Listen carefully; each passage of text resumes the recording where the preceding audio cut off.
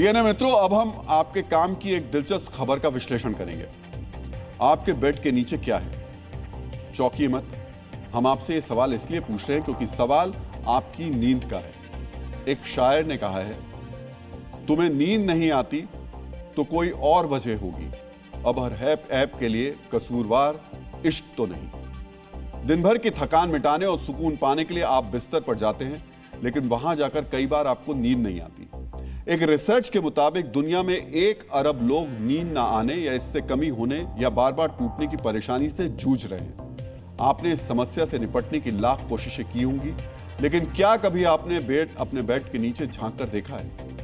आपको यह पता होना चाहिए कि आपके पलंग के नीचे अगर आप स्टोरेज बॉक्स रखते हैं तो ये आपको रात भर जागने को मजबूर कर सकता है। पलंग के नीचे पुराने जूते, टूटी चप्पलें, खराब इलेक्ट्रॉनिक्स या बेकार की किताबें जैसे बेकार सामान रखने से नेगेटिव एनर्जी पैदा होती है। इससे नींद में खलल और मानसिक तनाव हो सकता है। पेरिस के इंटीरियर एक्सपर्ट फ्रांस ब्रूनेल ने अपनी रिसर्च में दावा किया है कि भले ही सोते वक्त हमारी आंखें बंद होती हैं और वो पलंग के नीचे रखी हुई चीजों को देख नहीं पाती, लेकिन ये हमारे सबकॉन्शियस यानी अवचेतन में लगातार उभरती रहती है। इससे हमारा नर्वस सिस्टम बिजी रहता है। यह हमें चैन की नींद सोने नहीं देता है। अगर आप अपना कोई अधूरा काम और उससे जुड़ी चीजें पलंग के नीचे ये सोचकर छोड़ देते हैं कि सुबह उठते ही पूरा करेंगे, तो आपका दिमाग आपको बार बार अलर्ट करता है कि इस कमरे में कोई चीज अधूरी रह गई है।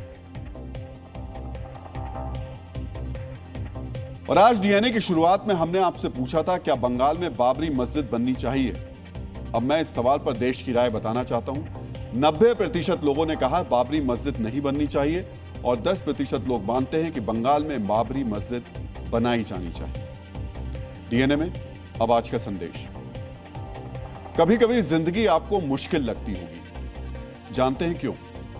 जिंदगी इतनी मुश्किल इसलिए लगती है क्योंकि लोग आसानी से मिली चीज की कीमत नहीं जानते। डीएनए में अब आपको जय हिंद कहने का समय आ गया है। जय हिंद। डीएनए में अब आपसे सोमवार को मुलाकात होगी। तब तक के लिए अपना ध्यान रखिए, सुरक्षित रहिए, मुस्कुराते रहिए।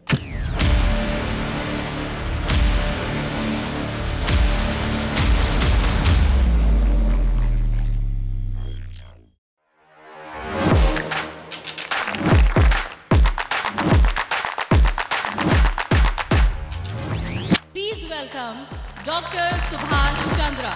And habit can be micro, macro, 66 times if you repeat the same thing, it becomes your habit.